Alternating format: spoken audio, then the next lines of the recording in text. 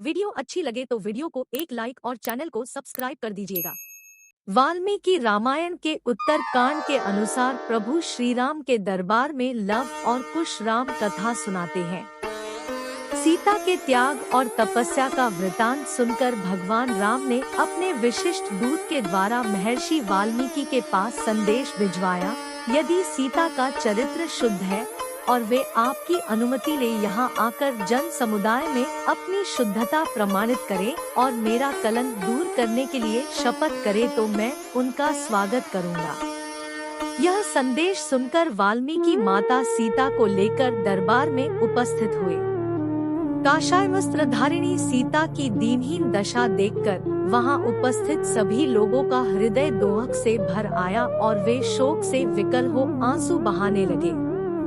वाल्मीकि बोले, श्री राम, मैं तुम्हें विश्वास दिलाता हूँ कि सीता पवित्र और सती है। कुश और लव आपके ही पुत्र हैं। मैं कभी मिथ्या भाषण नहीं करता। यदि मेरा कथन मिथ्या हो तो मेरी संपूर्ण तपस्या निष्फल हो जाए। मेरी इस साक्षी के बाद सीता स्वयं शपथपूर्वक आपको अपनी निर्दोषिता का आश्वासन देंगी।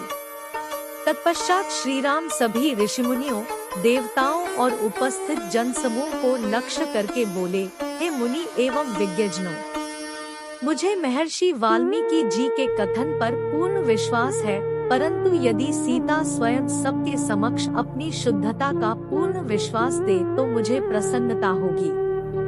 राम का कथन समाप्त होते ही सीता हाथ जोड़कर नेत्र झुकाए बोली, मैंने अपने जीवन में यदि श्री रघुनाथ जी के अतिरिक्त कभी किसी दूसरे पुरुष का चिंतन न किया हो तो मेरी पवित्रता के प्रमाण स्वरूप भगवती पृथ्वी देवी अपनी गोद में मुझे स्थान दे। सीता के इस प्रकार शपथ लेते ही पृथ्वी फटी। उसमें से एक सिंहासन निकला। उसी के साथ पृथ्वी की अधिष्ठात्री देवी भी दिव्य रूप में प्रकट हुई। उन्होंने दोनों भुजाएं बढ़ाकर स्वागत पूर्वक सीता को उठाया और प्रेम से सिंहासन पर बिठा लिया। देखते देखते सीता सहित सिंहासन पृथ्वी में लुप्त हो गया।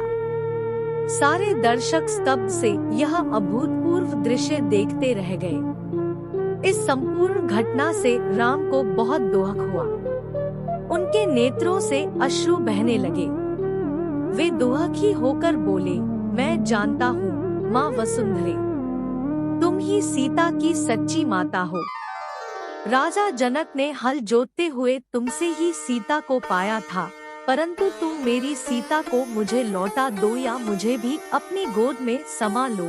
श्री राम को इस प्रकार विलाप करते देख ब्रह्मादि देवताओं ने उन्हें नाना प्रकार से सांत्वना देकर समझाया।